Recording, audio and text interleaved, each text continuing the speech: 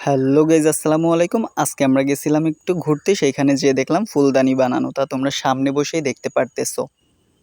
আর এটা শুরু হয় এঁটেল মাটি দিয়ে বানানো, কারণ সবাই জানো যে কম বেশি করে এঁটেল মাটি ছাড়া কখনোর জন্য মাতৃত্ব জিনিসপত্র বানানো সম্ভব হয় না।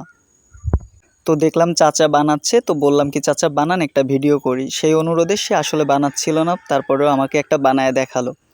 আর তোমরা দেখতে পাচ্ছ যে ধীর গতিতে আস্তে আস্তে তার হাতের দক্ষতায় কারুকাজে আস্তে আস্তে করে ফুটায় তুলতেছে।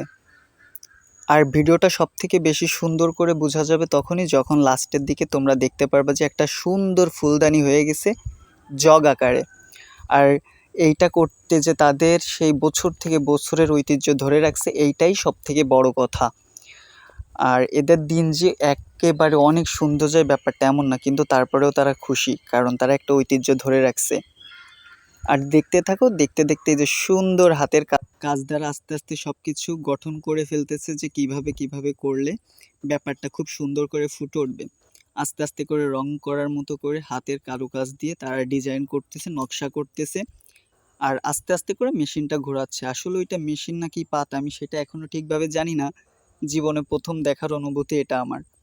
আর এটা আমি কিন্তু দেখতে পারছিলাম যখন আমি একটু চন্দ্রমহলে ঘুরতে গেছিলাম, তখন যে আমি চোখের সামনে এই প্রথম জীবনে দেখতে পারছি যে মাটির জিনিসপত্র তৈরি করতেছে। দেখতে দেখতে তৈরি হয়ে যাওয়ার পরে এই যে আস্তে আস্তে করে মগটার যে মুখটা সাজাচ্ছে সেইটাও তৈরি করে ফেললো। করার পরে আস্তে আস্তে ধীরে সুস্থে নকশা করে কেটে রেখে ওই পাশে রাখলো। এই ছিল ভিডিও।